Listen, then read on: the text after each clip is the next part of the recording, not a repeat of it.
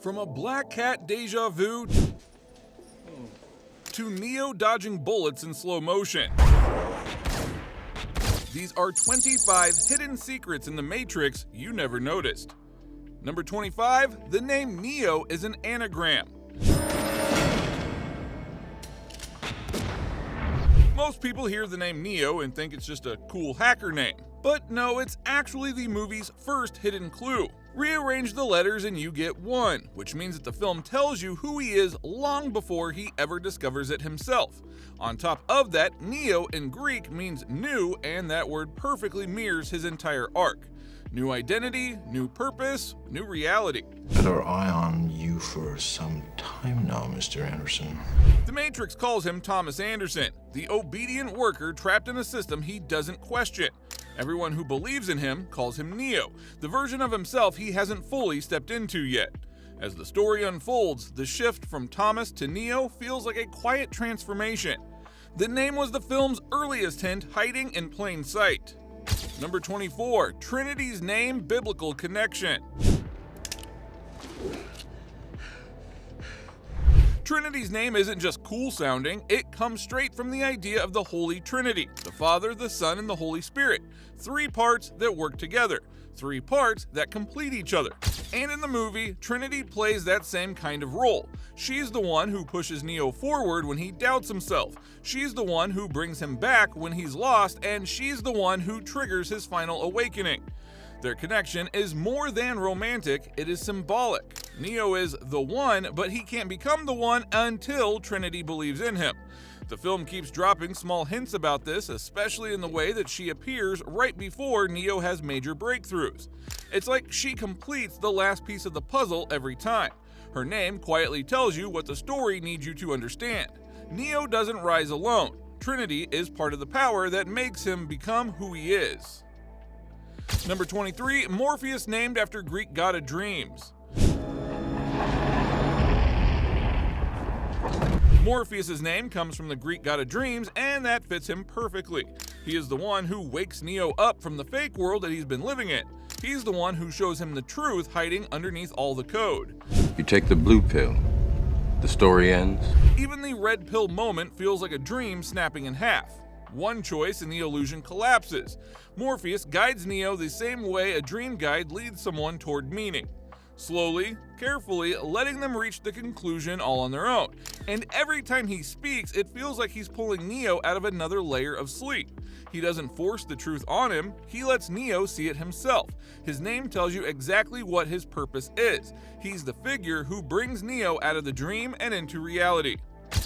Number 22, the prophecy is a control mechanism. Most people watch the first Matrix and think the prophecy is all about hope, but on a closer look, it feels more like another layer of control. The architect explains this in the sequel, but the hints are already sitting in the first film. The Oracle never really predicts anything. She guides people into choices the system expects them to make. Every time Neo meets her, she tells him just enough to push him toward a specific path. She even tells him he's not the one, which turns out to be the exact push he needs to eventually accept the role. It is a smart design. The Matrix lets people believe they're breaking free when really it's guiding them toward the outcome it wants. The prophecy feels like freedom, but it's actually just another cage, just one with nicer paint. And with that twist changes the whole story once you see it. Number 21, the construct's white space.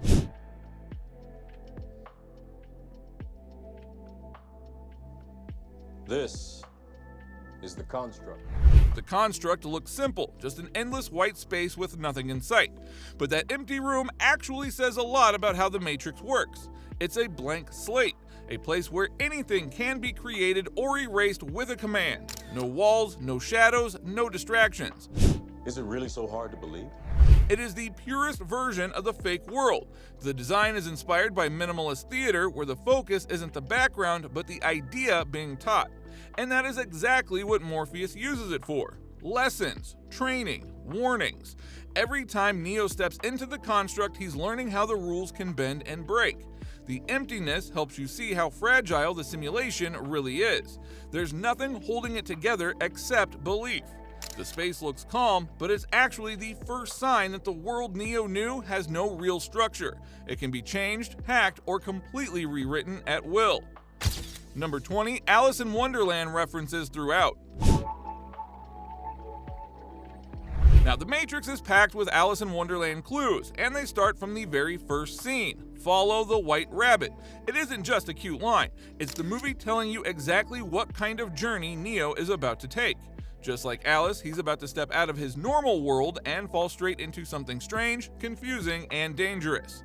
The red pill works the same way. In Wonderland, Alice drinks a potion that changes everything. Here, Neo swallows a pill and crosses into a reality he never knew existed. Even the idea of going down the rabbit hole becomes literal when the world around him bends, glitches, and breaks apart. The movie keeps dropping small visual nods like symbols and reverse numbers, almost like breadcrumbs leading him deeper. Number 19, Plato's Cave Allegory. The whole story is basically a modern version of Plato's Cave. In the old idea, humans sit in a dark cave watching shadows on a wall, believing that these shadows are real. They never see the world outside. In The Matrix, people live inside a digital cave, watching a fake reality built for them. Neo is the one who escapes, and the moment he opens his eyes in the real world, it mirrors the prisoner finally stepping out of the cave. At first, the truth hurts. It's confusing. It's nothing like what he expected. Morpheus plays the role of the guide, helping him understand that the world he trusted was just an illusion. Once you see the connection, the entire movie feels deeper. It's not just about machines or code. It's about how easy it is for people to mistake comfort for truth and how hard it is to break free. Number 18, the green code contains hidden messages. Everyone knows the falling green code is The Matrix's signature look, but most people have no idea what it actually says. The symbols are not random. They're reversed Japanese characters taken straight from an old sushi recipe books. The designer, Simon Whiteley, revealed this years later, and it instantly made sense to fans. The code looks mysterious, but it's really everyday text flipped, mirrored, and remixed to look alien. Some characters repeat in strange ways, and a few lines even showed mirrored versions of the same symbols. It fits the theme perfectly. The world looks deep and complicated, but once you get close, it's just simple information dressed up to fool you. The code's secret origin makes it even better. Something as ordinary as instructions for cooking sushi becomes the face of a giant digital simulation. It is a reminder that the Matrix tricks you with whatever it can. Number 17, license plates have meaning. The Matrix hides details everywhere, even on something as simple as a license plate. One of the most famous examples is IS-5416, a plate shown during a key chase scene. And it's not random. It points to Isaiah 54:16 from the Bible, a verse about creating weapons and bringing judgment. Other cars in the film have similar references, each tied to themes of destiny, control, or conflict. They were not randomly thrown in just for fun. They were picked on purpose by production designer Owen Patterson, who loved layering meaning into the world. Most viewers never even notice the plates at all, but they quietly support the movie's spiritual and philosophical tone. Even the streets and cars carry hidden messages. It shows just how tightly built the movie is. Nothing is accidental. Even a quick shot of a bumper might be trying to tell you something, only if you pause long enough to read it. Number 16, Neo's passport expiration date. One of the strangest details in The Matrix is hidden in a quick, easy-to-miss shot, Neo's passport. When you freeze the frame, you can clearly see the expiration date, September 11th, 2001. Now, the movie came out in 1999, 2 years before the real-world attack, so nobody thought much of it at that time. But after 9/11, fans went back, paused that moment, and suddenly the date felt unsettling. People began calling it a coincidence that felt too perfect. And the fact that the film was built around themes of control, illusion, and world-shaking events makes it even more eerie. The shot appears for barely a second while agents look through Neo's file. Now, were the filmmakers hinting at something bigger, or was it just a random production design? Either way, the date became one of the most talked about hidden details in the entire film simply because of what happened in the real world afterward. Number 15, the woman in red dress. Were you listening to me, Neo? The woman in the red dress seems like a small moment in the movie, but she's actually one of the most important symbols of how the Matrix controls people. She isn't real, she's a distraction in the system that uses to pull your focus away from the truth. That is why she stands out in a crowd of people wearing gray and black. She's bright, confident, and impossible to ignore. Or were you looking at the woman in the red dress? I was. Look again. And while Neo turns his head to look at her, an agent suddenly appears in her place. It is the film's way of showing just how fast danger can sneak up when your mind is busy chasing temptation. She also pops up in the background at other moments, almost like the Matrix keeps testing Neo. Number 14, Room 303 Significance. These, as you see right there, 303. Trinity's room number isn't random, it's 303, which is a clear nod to the Holy Trinity, Father, Son, and Holy Spirit. The filmmakers use it to hint that Trinity isn't just a love interest, she is a guiding force in Neo's journey, completing the three-part awakening. But there's more. If you look closely, 303 also references binary code, ones and zeros, the building blocks of the Matrix itself. Even the room's layout consists of clean lines and symmetry, aligning with the film's theme of order versus chaos. Every detail was chosen to quietly reinforce that Trinity is central to Neo's path and that the world around him is built on patterns he must learn to read. Number 13, the Oracle's kitchen details. It's Latin. Means know thyself. The Oracle's kitchen looks totally normal at first, almost like a regular grandma's apartment, but then you notice the sign above her door. Temet Nosh. It's an ancient Greek for know thyself, and it's not just a decoration, it is the whole message of the Matrix wrapped into two words. The Oracle isn't really there to tell you your future, she's there to nudge you into understanding who you are and what you're capable of. Neo doesn't get answers from her, he gets clues that push him to look inward. Even the kitchen itself plays into the idea. It's warm, calm, full of everyday objects, almost the opposite of the cold machines controlling the world.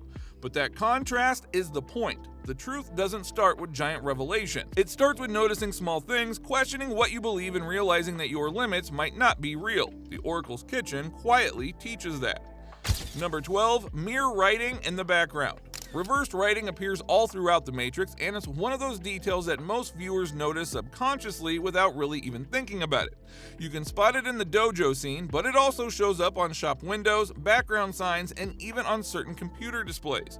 At first, it just feels like a stylistic choice to make the world look strange and futuristic, but it actually ties into one of the core ideas of the film, the difference between what's real and what is simply a reflection.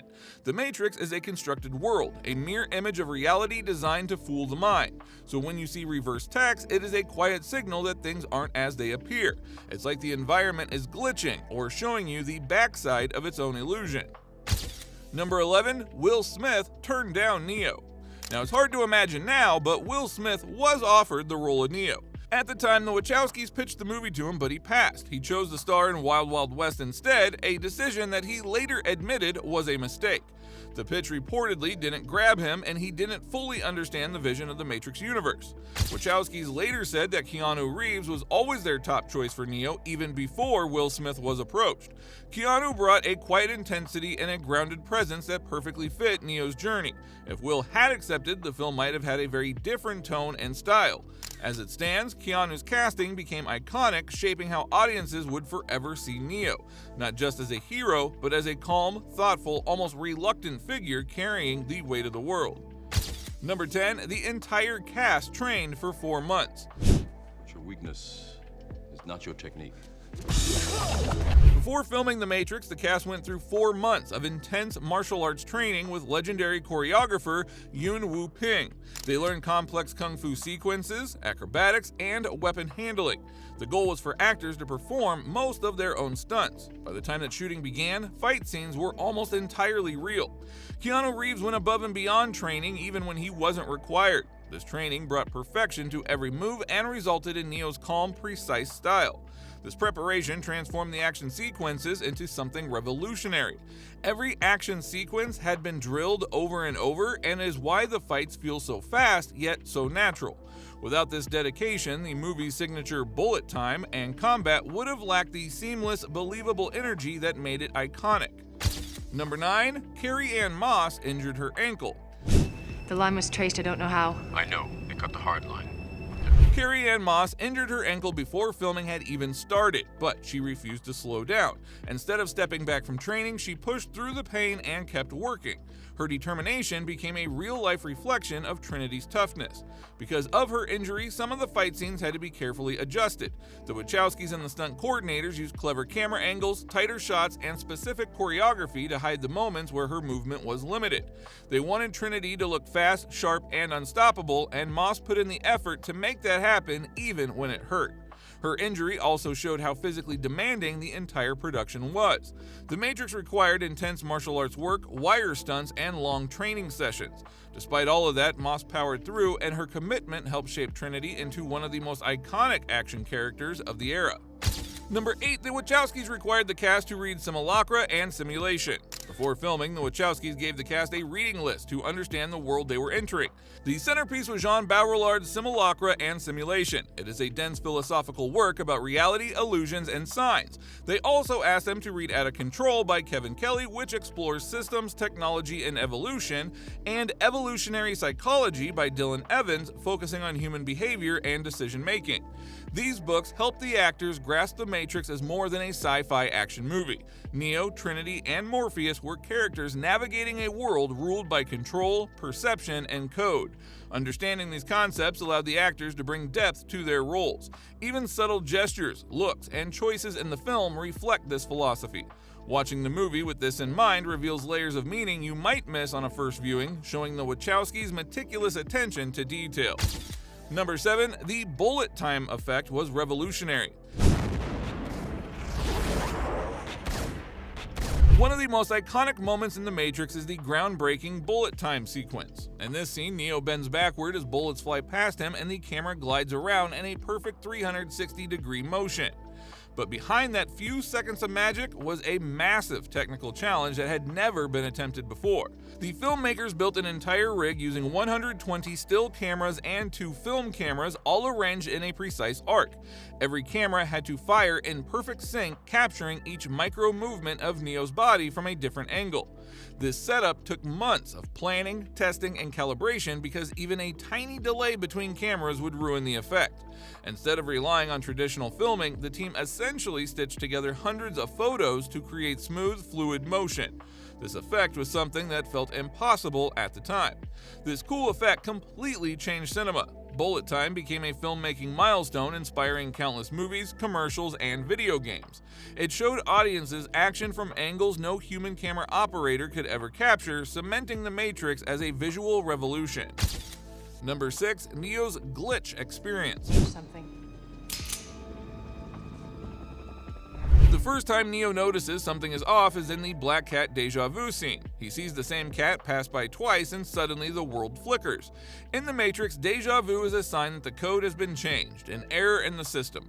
This moment foreshadows Neo's growing ability to see the Matrix's underlying code, hinting at his unique power as the One. It is subtle, but it's the film's first clear signal that reality isn't what it seems. Most viewers might brush it off, thinking it's just a quirky moment, but for those paying attention, it is a clue that the world Neo thought he knew is fragile. That tiny glitch sets off a chain of discovery, showing that even small anomalies can reveal the truth if you know how to look. Neo's awakening starts here with a simple, mysterious black cat. Number 5, Cypher's impossible scene. After 9 years, you know what I realize? There's a moment in the film where Cypher meets Agent Smith in the restaurant, and it raises an interesting question. How did Cypher get jacked into the Matrix without anyone else noticing? Logically, someone must have plugged in off-screen. Some call it a plot hole, but others see it as an intentional mystery, hinting at deeper layers of betrayal. Cypher is already betraying his friends, but this scene suggests he might be manipulating events in ways that we don't fully understand. The Matrix is built on control, surveillance, and hidden connections, and Cypher's actions reflect that perfectly. By questioning this one scene, viewers are reminded that nothing in the film is random. Every encounter, every action has meaning. Even a brief meal with an agent could be part of a larger, unseen plan. Number 4, the spoon-bending kid. The spoon-bending kid is a small but unforgettable part of the Matrix. He first appears bending spoons in a mysterious way and later shows up in The Matrix Reloaded, linking the two films. His philosophy is simple but profound. There is no spoon. The idea is that reality isn't fixed. It's a construct. You can't literally bend the spoon, but if you understand the rules of the Matrix, you can manipulate your mind to see beyond them. The kid represents a key theme of the movie. Trying to fight or change the Matrix with brute force doesn't work. Understanding and adapting does. The message that he delivers is central to Neo's journey. By learning this lesson, Neo begins to realize that the world is much about belief as it is about action. Number 3, the agent's earpieces. Just living out their lives. The agent's earpieces might look like simple communication devices, but they're loaded with meaning once you pay attention. Their design closely resembles old cellular phone tech. The style feels familiar and slightly outdated, just like the Matrix itself, but the real detail is the tiny green screen glowing on each earpiece. That color mirrors the iconic falling green code, visually linking the agents directly to the system that controls everything. It is a quiet signal that they're never disconnected, never operating alone. Every movement they make is monitored, updated, and synced through that constant link to the mainframe. The earpiece becomes a symbol of how tightly the agents are wired into the digital world. Number 2, the Nebuchadnezzar ship name. This is the core. The hovercraft Neo and the crew ride in is called the Nebuchadnezzar, but that's not just a cool biblical reference. Nebuchadnezzar was a king who had prophetic dreams and destroyed the first temple in Jerusalem. In the Bible, Daniel interprets Nebuchadnezzar's visions, revealing truths hidden from the king. Naming the ship after him is a clever nod. Neo acts like Daniel, interpreting the hidden code of the Matrix to reveal the truth to humanity. It is a symbolic connection, linking Neo's role as the One to a figure who navigates prophecy and destiny. Even the ship itself becomes part of that metaphor. It carries the interpreters through a world built on illusions. Number 1, the final booth phone scene. A world where anything is possible. The final booth phone scene in The Matrix has a real-world twist that most viewers completely miss. When Neo makes that last phone call, the number he dials wasn't just random. It was a real, working number when the movie first released. Fans who spotted it tried calling, and they were shocked to hear a special message tied directly to the film. But the coolest part isn't just the number. The phone booth itself was real too. It wasn't a studio build or a temporary setup. It stood right there on the streets of Sydney, exactly where the scene was shot. And it stayed there for years, becoming a quiet landmark for fans. People would walk up to it, take photos, and imagine Neo slamming the phone down before flying into the sky. The phone booth was a secret invitation to the audience, a bridge between the digital world on screen and the real world outside the theater. So those were 25 hidden secrets in The Matrix. Tiny details, clever clues, and mind-blowing Easter eggs you probably never noticed. The movie is a puzzle waiting to be solved, so watch it again, slow down, and you'll see a whole new layer of meaning. Which secret blew your mind the most? Drop it in the comments, and let's decode The Matrix together.